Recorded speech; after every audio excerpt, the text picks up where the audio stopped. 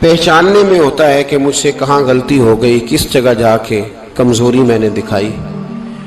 ہر انسان اچھی، ٹھنڈی، خوبصورت، سکھ والی زندگی چاہتا ہے۔ اللہ کریم نے سورہ نحل کے اندر ارشاد فرمایا، من عامل صالحا من ذکر او انثی، فرمایا جو بھی اچھے عمل کرے، چاہے مرد ہو چاہے عورت ہو، وہو مؤمن، شرط یہ ہے کہ مومن ہو، فلنحیینہ حیاتا طیبہ، فرمایا ہم اسے پاکیزہ زندگی عطا فرما دیں گے، حیات طیبہ دے دیں گے اسے، پاکیزہ زندگی۔ شرط کیا ہے؟ من عاملہ صالحا، نیک عمل کرے۔ کون سے عمل کرے؟ اٹھنا بیٹھنا، کھانا پینا، چلنا سونا جاگنا محتاط ہو اس کا، وہ نیکی کرے۔ قرآن پاک کے لفظوں کے حسن پر غور فرمائیے گا، فرمایا فَلَنُحْيِيَنَّهُ حَيَاتًا طَيِّبَةً، ہم ضرور اسے پاکیزہ زندگی عطا فرما دیں گے، صاف ستھری زندگی، معیاری زندگی، خوبصورت شب و روز، آئیڈیل زندگی جس کو لوگ کہیں گے، وہ والی زندگی اسے دیں گے۔ اور دوسرے مقام پر سورہ طٰہٰ کی آیت نمبر 124 میں فرمایا وَمَنْ أَعْرَضَ عَنْ ذِكْرِی، جو ہمارے ذکر سے منہ پھیرے گا، جو ہمارا کھا کے چہرہ کسی اور طرف کرے گا، جو چلے گا ہماری زمین پر لیکن توجہ کسی اور طرف ہوگی، آسمان کی چھت ہماری بنائی ہوئی لیکن اس کے خیالات کہیں اور ہوں گے، فَإِنَّ لَهُ مَعِيشَةً ضَنْكًا، فرمایا ہم اسے تنگ زندگانی عطا کر دیں گے، اس کی زندگی تنگ ہو جائے گی، اس کی معیشت تنگ ہو جائے گی۔ گناہ زندگی کو تنگ کر دیتے ہیں، نیکی زندگی میں آسانی پیدا کرتی ہے۔ آپ کو اگر زندگی میں سکون چاہیے ہو تو آپ کسی غریب کی خدمت کر کے دیکھیں، اللہ کتنا سکون عطا کرتا ہے۔ آپ بڑے پاورفل بھی ہیں، بڑے طاقتور بھی ہیں اور بڑے باوقار بھی ہیں، لیکن کسی کو گالی دے کے آپ کا دل کبھی ٹھنڈا نہیں ہوگا، تکلیف ہوگی، اس کے اندر آزمائش ہوگی۔ ڈاکٹر ریسرچ کرتے ہیں، ڈاکٹر وہ کہتے ہیں گناہ کرنے سے آدمی جسمانی طور پر کمزور ہوتا ہے، لیکن وہی عمل اگر وہ بطور نیکی کرتا ہے تو اللہ اس میں اسے قوت عطا فرماتا ہے، اسی عمل میں اللہ اسے قوت عطا کر دیتا ہے۔ میں صرف اشارہ دے رہا ہوں، اس بات کی تفصیل میں نہیں جانا چاہتا۔ میرے عزیز یہ یاد رکھیں کہ نیکی آپ کو سکون دے گی، نیکی آپ کو ٹھنڈا کرے گی۔ اللہ تبارک و تعالیٰ نے قوموں پہ عذاب نازل کیا اور قرآن مجید فرقان حمید نے ان قوموں کے تذکرے بیان فرمائے۔ بھائی کس لیے بیان کیے؟ کہ ہم عبرت حاصل کریں، ہم یہ غور کر لیں کہ یہ کام ہم نے نہیں کرنا، اس کام سے ہم نے بچنا ہے، ہم نے غور کرنا ہے کہ یہ چیز ہمارے اندر۔ لوگ کہتے ہیں نہیں جی نہیں، ہم پہ یہ عذاب نہیں آئے گا، بالکل نہیں آئے گا، اس میں شک نہیں۔ پر اللہ نے بیان کس لیے کیا تھا؟ بیان کیا قرآن مجید معاذ اللہ کسی ایسی چیز کا بیان کرتا ہے جس کی ضرورت نہ ہو؟ قرآن پاک نے ایک ایک حرف ایسا بیان کیا جس کی مسلمان کو ضرورت تھی۔ قوم نوح کا ذکر فرمایا قرآن پاک نے، حضرت نوح علیہ السلام کی قوم کو حضرت نوح علیہ السلام نے 1500 سال سمجھایا ہے۔ کچھ لوگوں نے 950 سال لکھا ہے نا، اعلیٰ حضرت نے لکھا 1500 سال عمر ہوئی حضرت نوح علیہ السلام کی۔ اللہ تعالیٰ بندے کو جلدی سزا نہیں دیتا، بلکہ قرآن مجید میں ایک جگہ رب کریم اس طرح بھی فرماتا ہے کہ جب بندے مجھے بھول جاتے ہیں تو میں ان کے لیے نعمتوں کے دروازے کھول دیتا ہوں۔ بندہ سمجھتا ہے کہ میں کچھ تو ہے نا کہ میرے اندر، کہ میں جدھر جاتا ہوں خیر ہی خیر ہو جاتی ہے، وہ سمجھتا ہے کہ میری عقل ہے، حالانکہ اللہ اسے ڈھیل دیتا ہے۔ اللہ اسے ڈھیل دیتا ہے۔ گناہوں کی سزا کے 3 طریقے ہیں۔ ایک ہے متنبع کرنا، تنبیہ کرتا ہے اللہ، بندہ متنبع ہو جاتا ہے، یہ اللہ کا بہت بڑا احسان ہوتا ہے۔ ایک ہوتا ہے مہلت دینا، اور ایک تیسرا ہوتا ہے اللہ خفیہ تدبیر کرتا ہے۔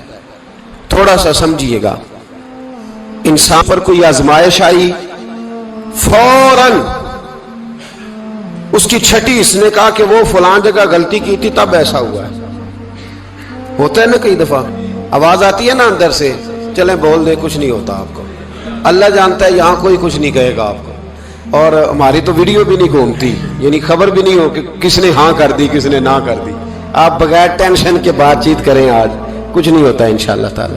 آتی ہے اندر سے آواز؟ میں آپ سے اس لیے ان چیزوں کی تصدیق کراتا ہوں کہ باقیوں کو بھی آتی ہے کہ نہیں، اس لیے تصدیق۔ کبھی کوئی کسی جگہ انسان پریشان ہوتا ہے تو محسوس کرتا ہے کہ وہاں مجھ سے ہوتا ہے نا جی، جس کو یہ نصیب ہو جائے بڑا خوش نصیب آدمی ہے۔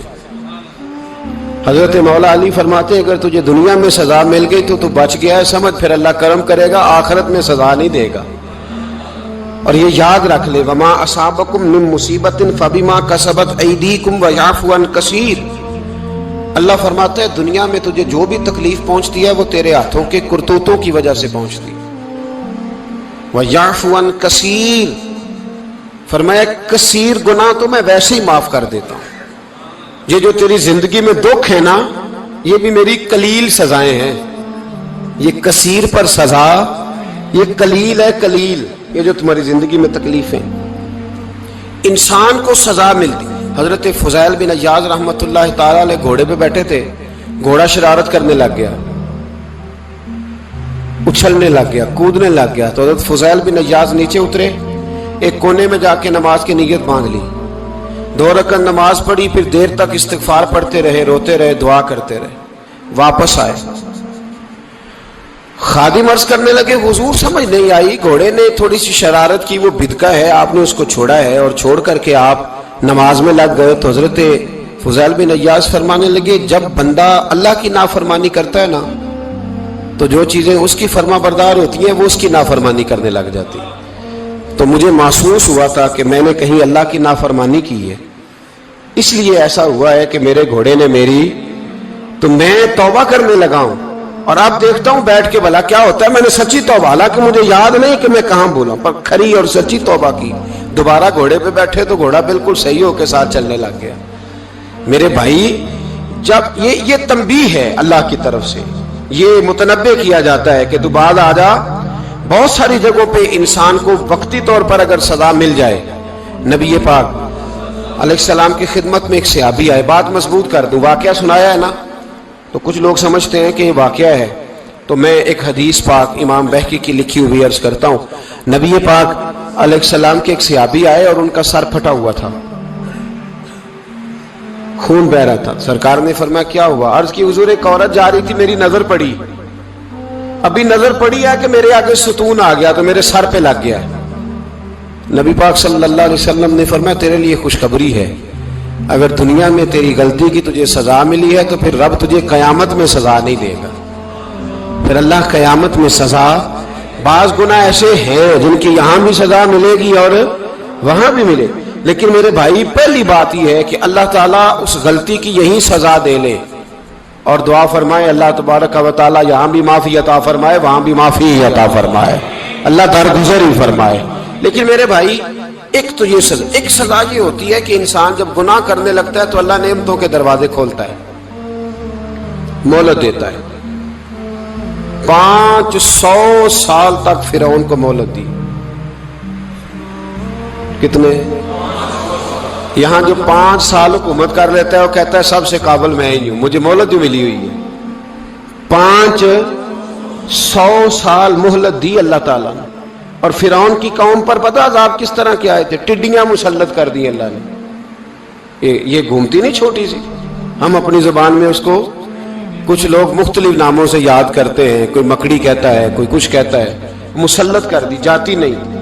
ان پر بنی اسرائیل کے ان مقابل جو فرعون کی قوم تھی ان پر الزام اس طرح کا عذاب آیا کہ مینڈک مسلط کر دی اللہ تعالیٰ۔ برتن کھولتے تھے اندر مینڈک نکلتا تھا، دنیا کی ہر دوائی استعمال کرتے تھے لیکن مینڈک نکل آتا تھا۔ تھوڑا سا سمجھا کریں چیزوں کو، ہمارے رنگ نہیں زیادہ گورے کہ ہم پر عذاب نہیں آتا، کوئی بہت زیادہ اللہ تعالیٰ معاف فرمائے دولت نہیں جمع کرا بیٹھے شاہی خزانے میں کہ ہم سے پوچھا نہیں جائے گا۔ یہ مہلت ہے، مہلت کو مہلت سمجھو۔ پھر جب پکڑ آتی ہے نا اللہ کریم کی، میں نے دیکھا ہے کروڑوں روپیہ، 6 اولادیں،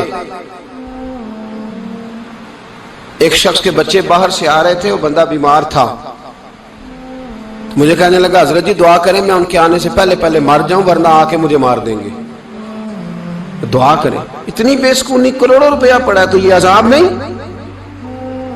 कोई जरूरी है कि पत्थर ही बरसेंगे तो समझ आएगी?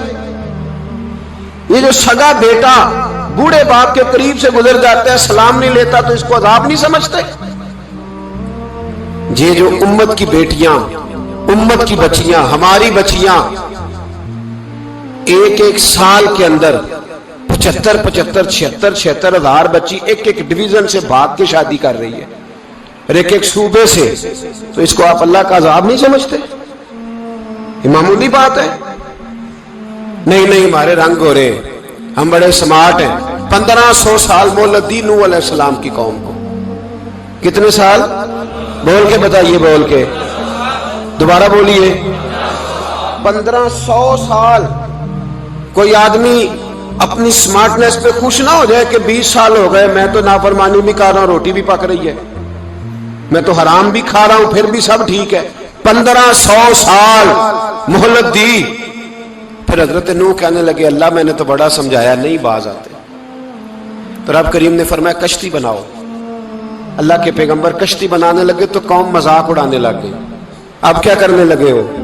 अब कश्ती बनाने लगे हो, खैर तो है, कौम मजाक उड़ा रही है। हजरत नूह अलैहिस्सलाम का, आपने कश्ती बनाई, पानी कहां से निकला? ना बारिशें हुई, न सैलाब आए, एक तंदूर था, उसके अंदर से पानी निकलना शुरू हो गया। कभी तंदूर से भी पानी निकला है, पर जब निकालने वाला चाहता है तो वहां से भी एक तंदूर से पानी निकला। इतना निकला, इतना निकला, इतना निकला कि कौम सारी डूब गई।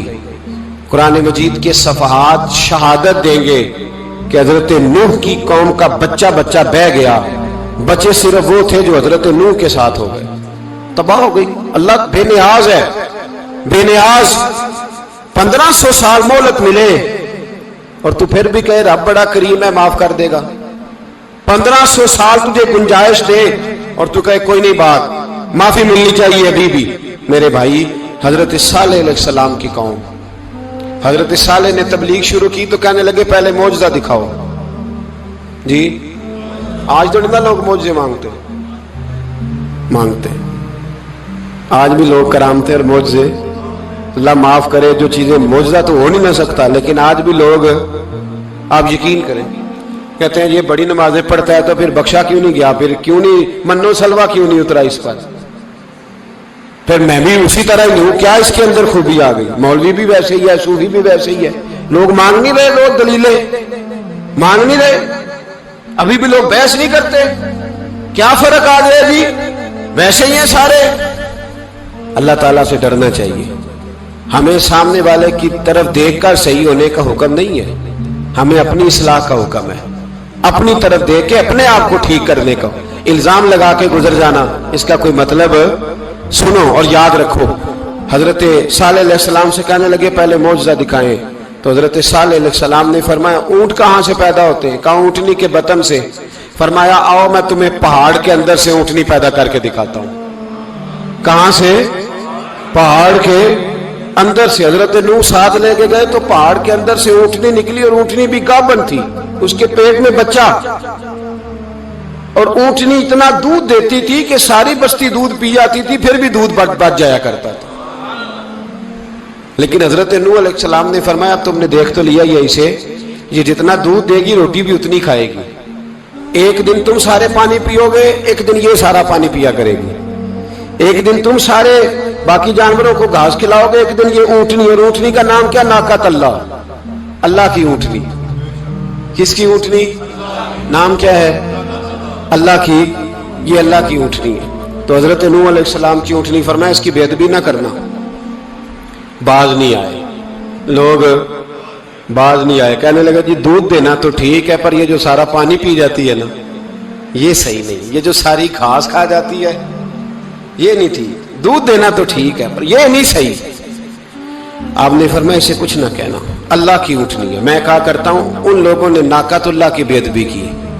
हजरत नूह अलैहिस्सलाम की ऊंटनी की टांगे काट दी सालेह अलैहिस्सलाम की। और देखो अल्लाह बड़ा बेनियाज है, अगर पैदा करना जानता है तो हिफाजत करनी नहीं जानता।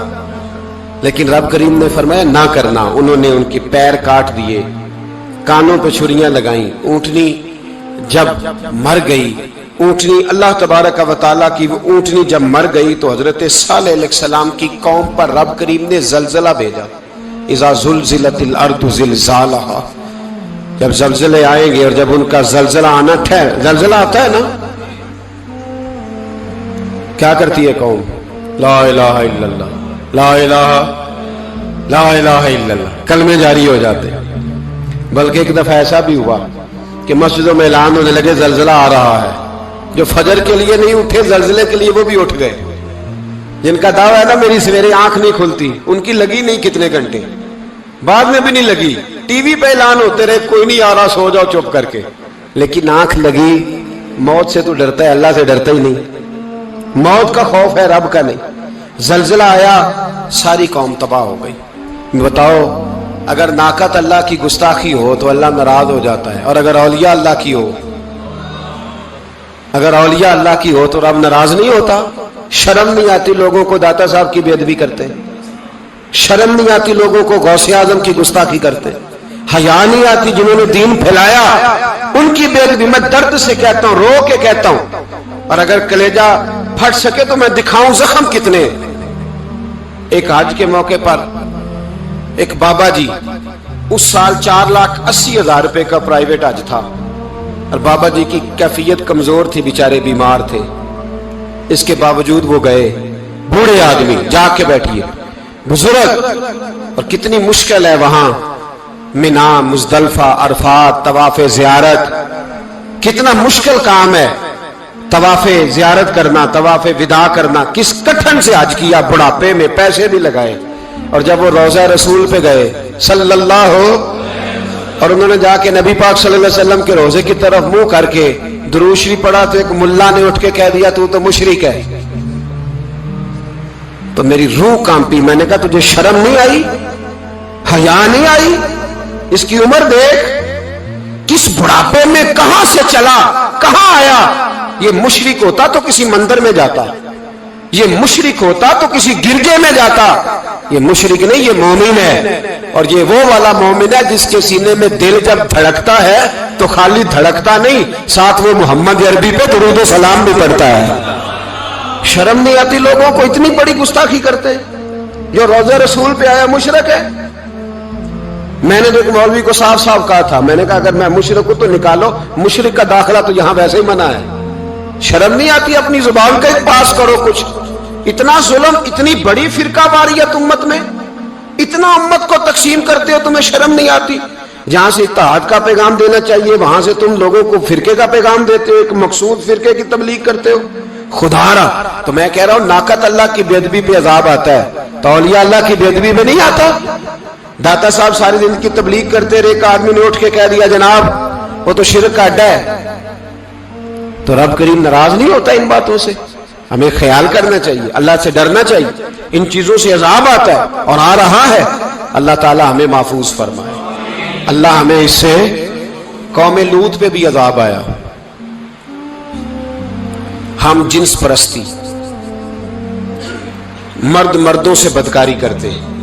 حضرت نوح نے سمجھایا کہ یہ کام درست فطرت کے خلاف ہے، یہ کام درست نہیں. جب انسان یہ کام کرتا ہے تو زمین اور آسمان کانپتے ہیں. اب میں کیسے کھول کے بتاؤں؟ میرے پاس اعداد و شمار ہیں کہ پاکستان کے اندر اس کام کی کیفیت کیا ہے اور کس طرح کر کے لوگ، میں تو رونا روتا رہتا ہوں داڑھی کا. لوگ کئی دفعہ کہتے ہیں حضرت صاحب پہلے بھی آئے تھے تو داڑھی کی بات، پھر بھی آئے تو داڑھی کی بات. تو میں رونا روتا ہوں، اس لیے روتا ہوں کہ جو کلین شیو نوجوان ہوتا ہے وہ امرد کے حکم میں ہے، اس پر وہی حکم لگتا ہے جو عورت پہ لگتا ہے. اس کے ساتھ مرد کا اٹھنا بیٹھنا اسی طرح ناجائز ہے جس طرح عورت کے ساتھ. حضرت جنید بغدادی رحمت اللہ تعالی علیہ کے سامنے ایک شخص نے کہا وہ کتنا خوبصورت نوجوان جا رہا ہے، تو آپ فرمانے لگے تو حافظ قرآن نہیں؟ کہا ہاں. فرمانے لگے جا اپنے حفظ کی خیر منا. وہ شخص کہتا ہے میں نے اس بغیر داڑھی والے کلین شیو نوجوان کو بری نظر سے دیکھا، مجھے قرآن پاک ہی بھول گیا، سارا قرآن پاک بھول. اور کتنے سال میں دعائیں کرتا رہا، بیت اللہ کے طواف کرتا رہا، میں یاد بھی کرتا تو نہیں ہوتا. کیسے؟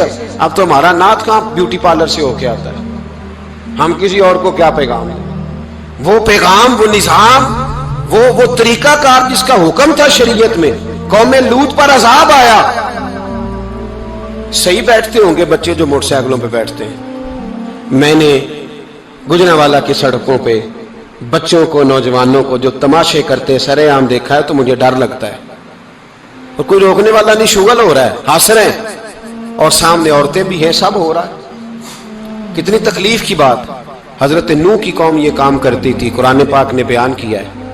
حضرت نوح نے سمجھایا, فرمایا رب کریم نے تمہیں اپنی خواہش پوری کرنے کے لیے جائز طریقہ عطا فرمایا, عورتوں سے نکاح کرو, اور اس نکاح کی برکت سے جو اللہ تمہیں اولاد دے گا اس کو اللہ تبارک و تعالیٰ تمہارے لیے باعث بخشش بھی فرمائے گا.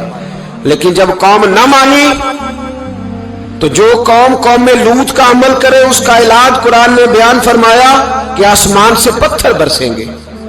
پھر پتھر برسے اور جن کے بڑے بڑے اچھے دماغ تھے ان کے دماغ چکنا چور کر دیے گئے, تباہ کر دیے گئے, ان کے دماغ زمین پر بچھاڑ دیا گیا.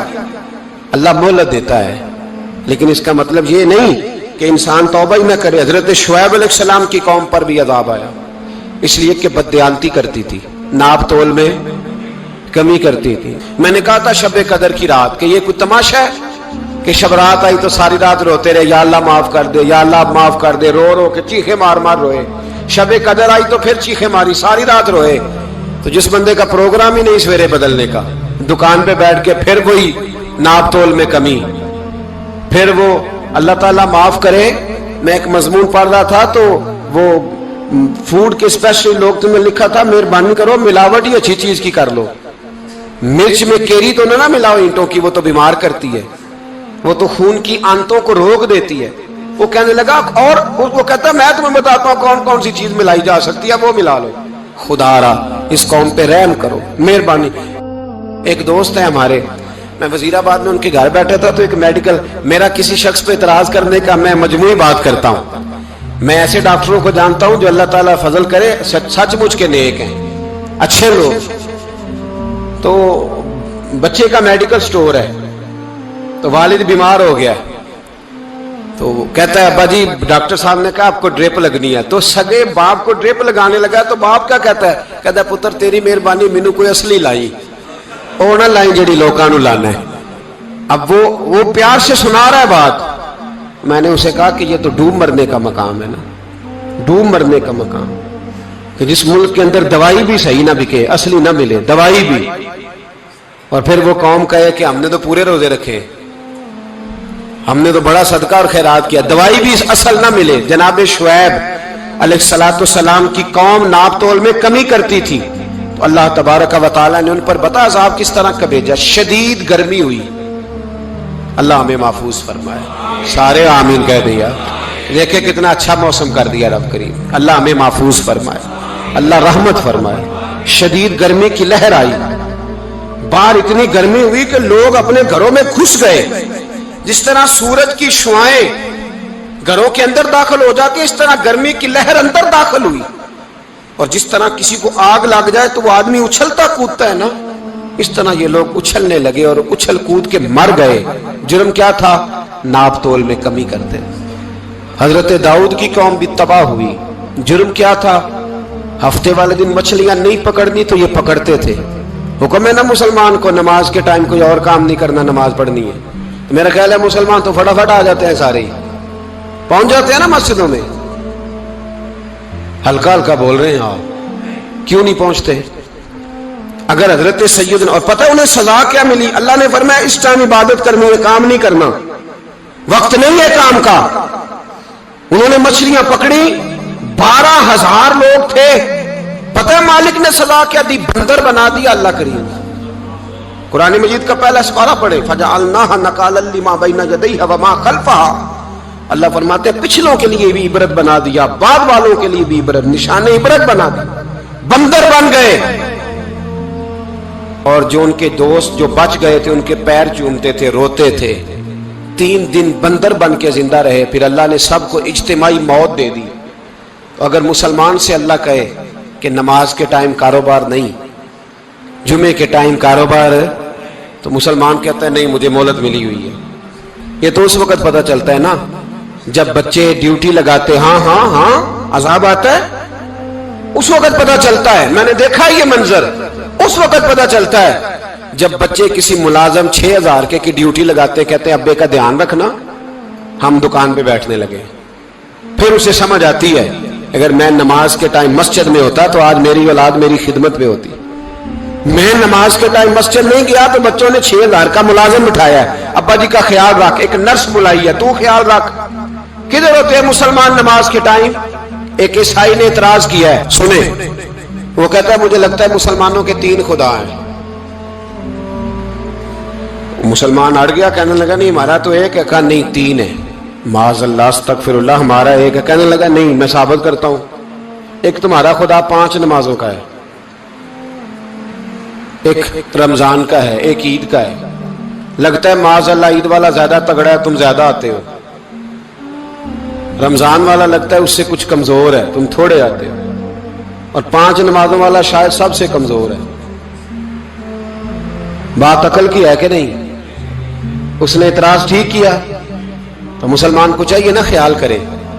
ایک یہودی نے لکھا تھا، اس نے کہا تھا جس دن مسلمانوں کی تعداد فجر کی نماز میں اتنی ہو گئی جس دن جتنی جمعے میں ہوتی ہے، اس دن نہ کوئی یہودی سازش کرے گا نہ کوئی عیسائی تلوار نکالے گا.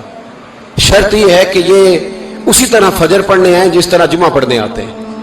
تو پھر کوئی شخص بھی ان کو کسی جگہ شکست دے سکتا تو اپنے ہمارے گناہ ہمیں پریشان کرتے ہیں. یہ جتنی آزمائشیں ہیں ان کے پس منظر میں گناہ ہیں. ہماری زندگی کے اندر جتنی تکلیفیں، ہماری پریشانیوں کا سبب ہم خود ہیں. بہت ساری جگہوں پہ ہم غلطی کرتے ہیں، اس کی ہمیں سزا ملتی. غلطی کی سزا.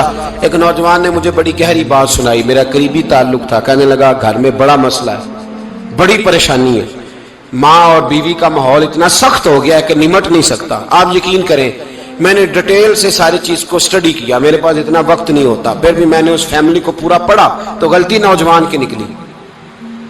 نہ اس پہ اماں اعتبار کرتی ہے نہ بیوی اعتبار کرتی ہے. اس نے جھوٹ بول بول کے اس طرح کی ماحول پیدا کر دیا ہے کہ کوئی اس پر اعتماد کرنے کو تیار ہے. اگر آپ ناراض نہ ہو تو ایک بات کروں، پتہ ہے گھر میں ماحول کب خراب ہوتا ہے؟ باہر والے ہماری تقریر سنتے ہیں، گھر والے ہمارا عمل دیکھتے ہیں.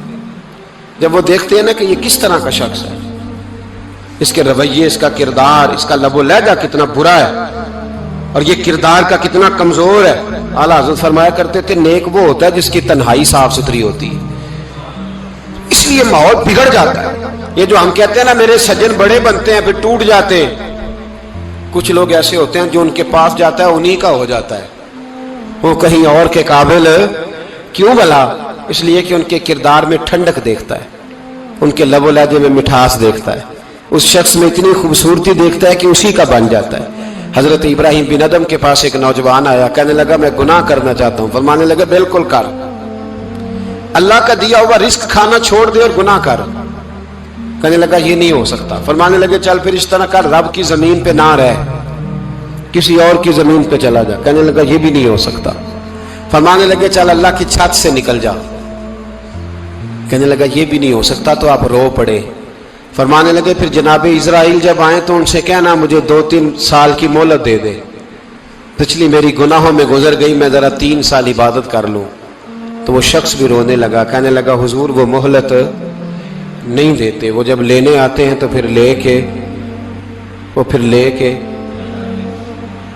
اللہ تعالیٰ نے جب انسان بنانا چاہا نا تو جناب جبریل کو کہا مٹی لے کے آ زمین سے. حضرت جبریل نے مٹی پہ ہاتھ ڈالا تو باقی کی مٹی رونے لگ گئی، اسے جدا نہ کر. تو جناب جبریل چھوڑ کے چلے گئے. حضرت میکائیل کو بھیجا مٹی لا، مٹی پہ ہاتھ ڈالا تو باقی کی مٹی رونے لگ گئی، چھوڑ کے چلے گئے. جناب اسرائیل کو بھیجا، مٹی پہ ہاتھ ڈالا تو باقی کی رونے لگ گئی، چھوڑ کے نہ جاؤ. تو حضرت اسرائیل فرمانے لگے تیرا رونا دیکھو کہ رب کا حکم دیکھو. وہ لے گئے، جب پیش کی تو رب کریم نے فرمایا اسرائیل جان نکالنے کی ڈیوٹی بھی تیری، تو مٹی کو لے آنا، باقی مٹی روتی بھی رہے تو روتی رہے. جب میرا فیصلہ آ جائے تو پھر اس میں کوئی گنجائش، ہم کھاتے بھی اللہ کا ہیں، نافرمانی بھی اس کی کرتے، زمین پہ بھی اس کی چلتے ہیں، نافرمانی بھی اس کی کرتے، حکم کسی اور کا مانتے، چھت پہ رب کریم کی رہتے. اس طرح نظام نہیں چلتا. میرے بھائی یاد رکھ لو गुनाहों की सजा मिलेगी, जिंदगी तंग हो जाए, यहां भी आजमाइश होगी और वहां भी। मैंने दर्स पे कहा था, फिर बात कहता हूं, ये मैं अपने लिए कह रहा हूं, तवज्जो है मेरी बात पर। दुआ फरमाया करे कि जो कुछ हम नजर आते हैं, अल्लाह हमें वैसा बनने की तौफीक भी अता फरमा। अल्लाह वैसा बनने की, ये मुश्किल मामला है, मुश्किल। देखिए ना, एक आदमी सियासतदान है, उसने बड़े अच्छे नारे लगाए, इनकलाब आ जाएगा, मैं गरीब का भला कर दूंगा, मैं यतीमों के सर पे हाथ रखूंगा, मैं मजबूरों की मदद करूंगा, मैं दुखियों की मदद करूंगा, मजदूरों को। उसने अच्छे अच्छे नारे सिखाए, अच्छा अच्छा उसने पैगाम दिया। अंदर उसके ये था कि इक्तदार मिलेगा तो मर्जी करूंगा।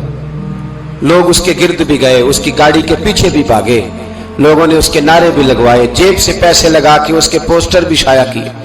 लोग उसके गर्विदा हो गए, लोगों ने पूरी, और मेरी कौम ने तो बेचारी ने कई दफा धोखे खाए। जिसने नारा लगाया, गरीब उसी के पीछे मसीहा बन के चल पड़ा। आज धोखा दे लिया, लोगों को पीछे लगा लिया। ये बताओ, अगर राज खुल जाए, अगर राज खुल जाए कि ये धोखा दे रहा है, ये फरेब कर रहा है, तो लोग उसका क्या हाल करेंगे? ये राज कयामत में खुल जाएगा, कयामत में ये राज, हाँ, ये खुल जाएगा, खुल जाएगा। ये धोखेबाज था। इज़ा ज़ुलज़िलतिल अर्दु ज़िलज़ालहा, जब जलजला आएगा जैसे उसका आना ठहरा, व अखरजतिल अर्दु अस्कालहा, जमीन अपने बोझ बाहर निकाल देगी। इससे मुराद क्या है कि जमीन पे जो जुर्म हुए जमीन बता देगी, बाहर निकल आए। वक़ाल अल इंसानु मा लहा, इंसान कहेगा इसे क्या हुआ, ये तो सब कुछ बता रही, बोझ बाहर निकाल देगी। एक आदमी पीरे तरीकत बन के बैठ गया, जुब्बा खुब्बा पहन के, बड़ी पगड़ी बांध के बैठ गया, अच्छी अच्छी नेक बातें बताने लगा। लोग उसकी दस्तबोसी करने लगे, हाथ चूमने लगे, पीछे लग गए, खिदमत करने लगे, जेब से नजराना देने लगे। उसके नाम पर लोग अपनी जेब से लंगर पकाने लगे, खानका की खिदमत होने लगी।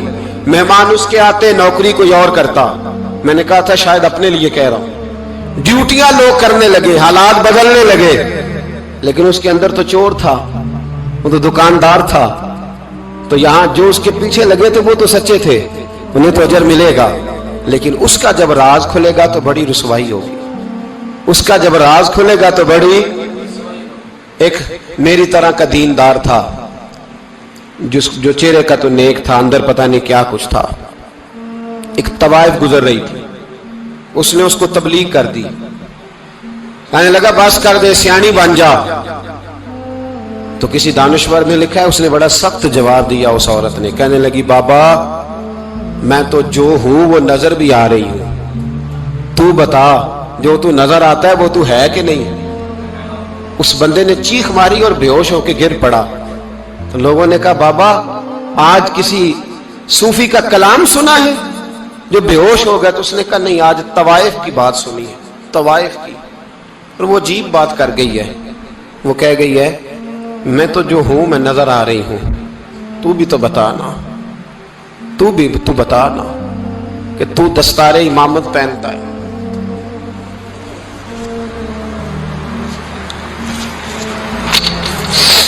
तू बता, तू जो कहलाता है तू वो है कि नहीं। ये वकाल अल इंसानु मा लहा, ये राज कयामत में खुलेगा। हम जो कुछ बता रहे हैं ना अपनी जुबानों से, हमें अपने गुनाहों का एहसास होना चाहिए। ऐसा ना हो कि जब सजा मिले तो फिर इस तरह की मिले कि दोबारा किसी को कोई मुंह दिखाने के काबिल न रहे। मेरे भाई याद रखें और समझें, गुनाह इंसान की जिंदगी को तंग करते हैं। मेरे नबी पाक अलैहिस्सलाम ने फरमाया जब तू झूठ बोलता है तो तेरे फरिश्ते किरामन कातिबीन साइड पे होके खड़े हो जाते हैं। जब तू जिना करता है तो तेरे अंदर से ईमान निकल जाता है। और नबी पाक अलैहिस्सलाम ने फरमाया जब मेरी कौम में नाइंसाफी आम हो जाएगी तो कत्ल भी आम हो जाएगा। और सुन लो, लिख लेना ये हदीस दिल की तख्ती पर। नबी पाक अलैहिस्सलाम ने फरमाया जब मेरी कौम में बेहयाई और बदकारी आम हो जाएगी तो दो सजाएं अल्लाह देगा। एक तो जवान मौतें आएंगी,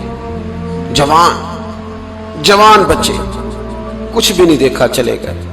और दूसरी सजा अल्लाह ये देगा कि ऐसी बीमारियां आएंगी जिनका इलाज नहीं मिलेगा, ऐसे अमराज फूट पड़ेंगे। अगरचे میں آپ کو ایسی تقریر بھی سنا سکتا تھا جس پہ آپ بہت زیادہ محظوظ ہوتے، پر میں نے اس جمعے میں ایسا موضوع چنا ہے جس کا ہمیں خاص ضرورت ہے۔ بھائی دیکھے تو صحیح، کہیں ایسا تو نہیں کہ ہم ان عیبوں میں مبتلا ہیں۔ میرے نبی کریم علیہ السلام نے فرمایا جب تم نیکی کا حکم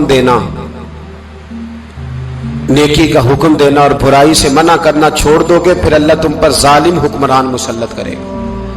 اور اگلے لفظ اس سے بھی زیادہ سخت ہیں۔ محبوب فرمانے لگے پھر تمہاری نیک لوگ دعائیں بھی کریں گے تو اللہ وقتی طور پر ان کی دعاؤں کو بھی قبول نہیں فرمائے گا، اس لیے کہ تم لوگوں نے نیکی کا حکم دینا اور بھلائی سے روکنا چھوڑ دیا۔ عزیزو یاد رکھو، جب گناہ عام ہوتے تو پھر حالات بدلتے اور لوگوں کو سزا ملتی ہے ان کے گناہوں کی، بلکہ یہاں تک لکھا ہے کہ نیت خراب ہو تو سزا شروع ہو جاتی۔ کیا خراب ہو؟ بولیے گا۔ نیت بھی خراب ہو تو سزا۔ حضرت رومی کہتے ہیں کہ ایک بادشاہ کو پتہ چل گیا کہ ایک آدمی نے بڑا اچھا باغ لگایا ہے، خوبصورت باغ ہے، مالٹے کا، کنوں کا باغ، بڑا پیارا۔ بادشاہ نے کہا ذرا جا کے دیکھتا ہوں۔ بادشاہ سلامت باغ دیکھنے آئے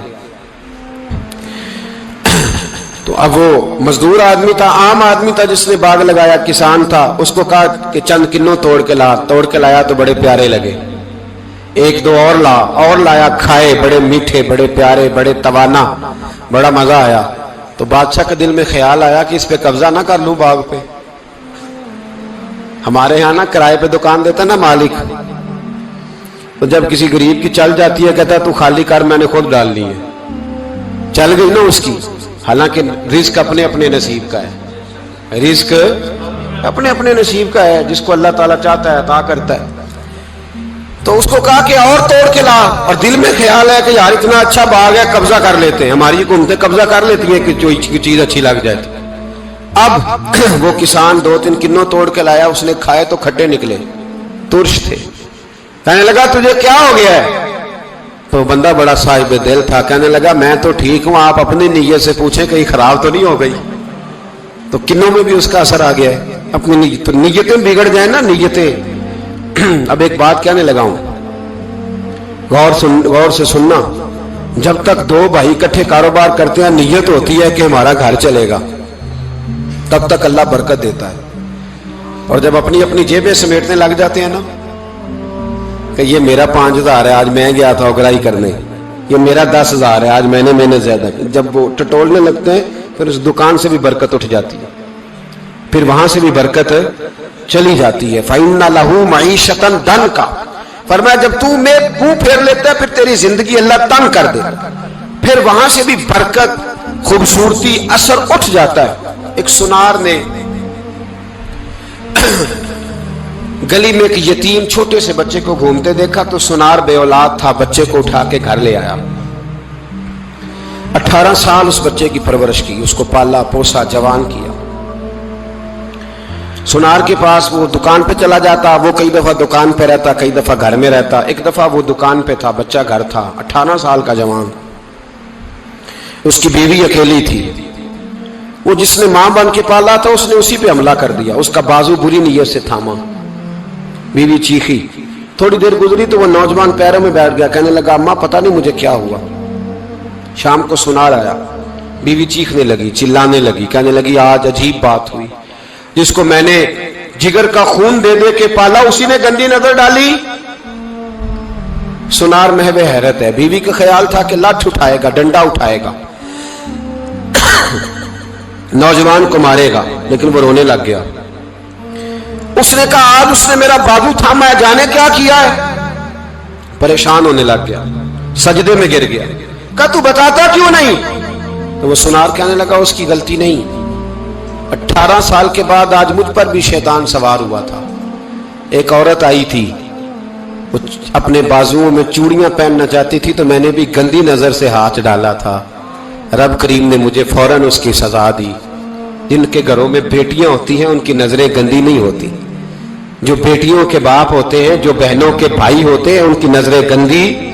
اور اگر تو ٹیلی فون کرتا ہے، تو کسی عورت کے ساتھ تعلق رکھتا ہے تو یہ بات لکھ لے، امام فخر الدین رازی 1، علامہ اسماعیل حقی 2، ملا جلال الدین رومی 3، امام خازن 4, امام جلال الدین سیوطی 5 حدیث کے استاد اور محدث لکھتے ہیں کہ اگر تو کسی پر گندی نظر ڈالے گا تو تیرا گھر بچ سکتا, یاد رکھ نہیں بچے گا, اس لیے کہ تیری نظر کسی کی بیٹی کو بیٹی سمجھ تاکہ تیری بچی کا پردہ قائم رہے, کسی کی بہن کو, یہ کیا بات ہوئی کہ تو جتنا مرضی گند معاشرے میں پھیلاتا رہے تیرا گھر بچا رہے, یہ کیسے ہو سکتا ہے؟ فَإِنَّ لَهُ مَعِيشَةً ضَنْكَ, اللہ فرماتے ہیں زندگی تنگ ہو جائے گی تیرے لیے مشکل, تو ڈھونڈتا پھرے گا کہ میں مرنے کو جگہ تلاش کروں. سچی توبہ کرے, کھری توبہ کرے. یہ گناہ انسان کو مجبور کر دیتے ہیں. حضرت عبداللہ بن مبارک رحمت اللہ تعالی علیہ, ان کے سینکڑوں شاگرد تھے. ایک شاگرد کے انتقال کا وقت آیا تو گھر گئے ملنے. آپ کہتے ہیں میں نے زور لگا لیا پر اس کی زبان پر کلمہ جاری نہیں ہوا. میں اسے کہتا کلمہ پڑھ پر اس کی زبان پر جاری. اللہ اکبر, بہت بڑی نعمت ہے. دعا فرمائیں اللہ ایمان کی موت عطا فرمائے, ایمان کی موت دے اللہ کریم, ایمان کی موت دے. ایسے بھی لوگ دیکھے ہیں, مسجد نبوی ہے, رسول اللہ کا شہر ہے, سر سجدے میں ہے, روح پرواز کر گئی. روح پر کتنا نصیبوں والا ہے, کتنا نصیبوں والا ہے کہ مسجد نبی میں سر سجدے میں رکھا ہے اور اللہ تبارک و تعالیٰ نے محبوب کے قدموں میں موت عطا فرمائی. تو حضرت عبداللہ بن مبارک کہتے ہیں میں نے اس کو کہا کلمہ پڑھ, تو اس کی زبان پہ جاری نہیں ہوتا. میں بار بار کہتا تو وہ منت کرتا, کہتا حضور میں کوشش کرتا ہوں جاری نہیں ہوتا. فرماتے میں پریشان ہو کے اٹھا, ابھی میں دروازے پہ پہنچا تھا, اس نے چیخ ماری اور روح پرواز کر گئی. بچے رونے لگے, بیوی رونے لگی. تو میں نے اس کی بیوی سے کہا کہ جرم کیا کرتا تھا, اتنا بڑا پاپی پہ کلمہ جاری نہیں ہوا. اس کی زوجہ کہنے لگی حضرت جی 2 گناہ تھے اس کے.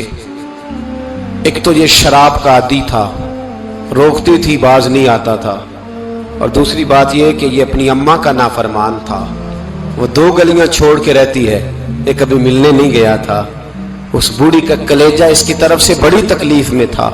تو حضرت عبداللہ بن مبارک کہنے لگے جا تو بھی دعا کر, اور اس کی ماں کو بھی کہہ دعا کرے کہ یہاں تو یہ کلمہ نہیں اسے نصیب ہوا, اللہ کرے اللہ آخرت کی منزلیں اس کی بہتر فرما دے. میرے بھائی ایسے گناہ حضرت مالک بن دینار نے توبہ کی انہوں نے. کس طرح؟ فرماتے میں نشے کا عادی تھا, کسی نے مجھے کہا کہ بطور دوائی شراب پی لو تو میں نے پی لی. نشے کا عادی تھا, شراب پیتا تھا. اللہ تعالیٰ نے بڑی منتوں اور کوششوں کے بعد, منتوں کے بعد ایک بیٹی عطا فرمائی. وہ بھی 2.5-3 سال کی ہوئی تو پردہ کر گئی. کہتے میں اس کی قبر پہ بیٹھ کے گھنٹوں روتا. شراب کا عادی تھا. ایک دن سویا تو خواب دیکھتا ہوں کہ میرے پیچھے ایک بڑا سانپ لگ گیا ہے, اور سانپ جب منہ کھولتا ہے تو انگارہ نکلتا ہے. میں پھر دعا کرتا ہوں اللہ ہمیں معاف فرمائے, اللہ ہم سے درگزر. میں کچھ قبرستانوں میں جاتا ہوں تو میں وہاں سانپ بچھو پھرتے ہوئے دیکھتا ہوں, اور ڈر آتا ہے کہ ہم یہاں آنے والے ہیں. یہ لوگ کہہ رہے ہیں کہ تمہاری تیاری ہے, کسی وقت بھی اعلان ہو جائے گا کہ چلو بھائی چلو فلاں صاحب کا جنازہ ہے, اٹھو. لوگ کہتے ہیں جلدی کرو, اور ایک کونے میں ایک شخص یہ بھی کہتا ہے کہ دیگ بھی رکھ لو مہمان بڑے جمع ہو گئے. اور ایک کونے میں لوگ یہ بھی کہتے ہیں کہ برف ٹھنڈی لے آؤ, لوگوں نے پانی بھی پینا. پہلے اعلان ہوتا ہے کہ فلاں فوت ہو گیا, پھر اعلان ہوتا ہے جنازے کا ٹائم ہو گیا, پھر اعلان ہوتا ہے جنازہ اٹھایا جائے گا, اور پھر بات ختم ہو جاتی ہے.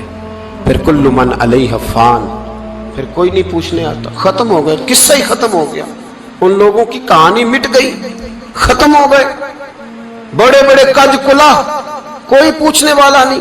موت کا راج ہے موت کا راج. موت راج کرتی ہے بس, اور کسی کا راج نہیں. وہ راج کرتی ہے, جدھر جاتی ہے اسی کا راج ہے, راج کر رہی ہے. تو حضرت مالک بن دینار کہتے ہیں قبرستان میں میں نے دیکھا, میں خواب دیکھتا ہوں بڑا اژدہا, اس کے منہ کے اندر آگ میرا پیچھا کر رہا ہے. کہتے میں خواب دیکھ رہا ہوں. میں دوڑا, لیکن وہ اژدہا جب میں دوڑا تو میرے آگے آ کے کھڑا ہو گیا. میں مشرق کو دوڑا تو وہاں بھی آ گیا, مغرب کو دوڑا تو وہاں بھی آ گیا. جناب مالک بن دینار کہتے ہیں ایک بوڑھا شخص کمزور مجھے بچانے آیا, پر اس اژدہا نے پھونک ماری تو وہ بوڑھا آدمی دور جا گرا. کہتے میں چیختا تھا, چلاتا تھا. ایک پہاڑی پہ میں بھاگا گیا تو وہاں مجھے میری بیٹی ملی, مجھے فوت ہو گئی. وہ اس اژدہے کے آگے اس نے یوں ہاتھ کیا تو اژدہا پیچھے بھاگ گیا. میں نے بیٹی کو گود میں اٹھایا, میں نے کہا بیٹی یہ کون تھا؟ کہنے لگی ابا یہ تیرا برا عمل تھا, یہ تیرا برا عمل تھا, یہ تجھے کھا جاتا اگر میں نہ ہوتی. تو کہا یہ بوڑھا جو مجھے بچانے آیا یہ کون تھا؟ کہا یہ تیرا اچھا عمل تھا پر کمزور بڑا تھا, تھوڑا تھا, یہ تیرے برے عمل کا مقابلہ کرنے کی ہمت نہیں رکھتا تھا. حضرت مالک بن دینار کہتے ہیں میری بیٹی نے خواب میں میری داڑھی پکڑ لی اور کہنے لگی ابا میں چاہتی ہوں تو صحیح ہو جا, ایسا نہ ہو کہ پھر تیرے پیچھے یہ اژدہا لگ جائے. حضرت مالک بن دینار کہتے ہیں جب میں سو کے اٹھا تو میری داڑھی آنسوؤں سے بھری ہوئی, پھر اس کے بعد میں نے توبہ کی, اس طرح کی توبہ کی کہ پھر میں نے کوشش کی کہ دوبارہ میں اپنے رب کی نافرمانی نہ کروں. حضرت عبداللہ ابن عباس فرماتے تھے جو دنیا میں ہنس ہنس کے گناہ کرتے ہیں نا,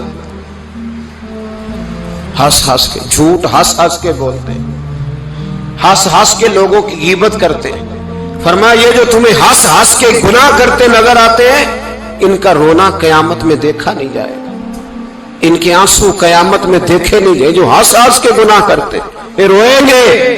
فَلْيَضْحَكُوا قَلِيلًا وَلْيَبْكُوا كَثِيرًا. رب فرماتا ہے زیادہ رویا کرو کم ہنسا کرو. نبی پاک علیہ السلام روتے تو صحابہ کہتے حضور آپ اتنا کیوں روتے ہیں؟ تو محبوب فرماتے جو میں جانتا ہوں وہ تم نہیں جانتے. بھائیو قبروں میں اکیلے جانا ہے, کبھی غور کرنا اکیلے, کوئی بندہ ساتھ حساب دینے نہیں جائے گا. اماں بڑا پیار کرتی ہے لیکن قبر میں کبھی کوئی ماں بھی ساتھ دفن نہیں ہوتی. اپنا اپنا حساب دینا, مشکل وقت ہے, حساب کر لینا چاہیے, تیاری کر کے رکھنی چاہیے. گناہ اگر یہاں ہماری زندگی کو تنگ کریں گے تو وہاں بھی ہمارے لیے مشکلات پیدا کریں گے. نبی کریم علیہ السلام نے فرمایا ہے کہ اللہ بڑا مہربان ہے, اللہ بڑا کریم ہے, اللہ بڑا ستار ہے. اور یاد رکھو جب کوئی اس کی ریٹ کو چیلنج کرے, جب کوئی اس کے قانون کو توڑے, جب کوئی اللہ کی اعلانیہ نافرمانی کرے, پھر رب کریم کی غیرت کو اس کے عدل کو جوش آتا ہے. توبہ کرے سچی, مسجد کی حاضری دے پابندی کے ساتھ. میری آپ سے ہمیشہ یہ گزارش رہتی ہے کہ مسجد کی حاضری پابندی سے دے. میں اپیل کرتا ہوں داڑھی رکھ لیں, یہ میرے نبی کا طریقہ ہے صلی اللہ تعالی علیہ. واپس آ جائیں, ہماری بقا نہ ہمارے دین میں ہے.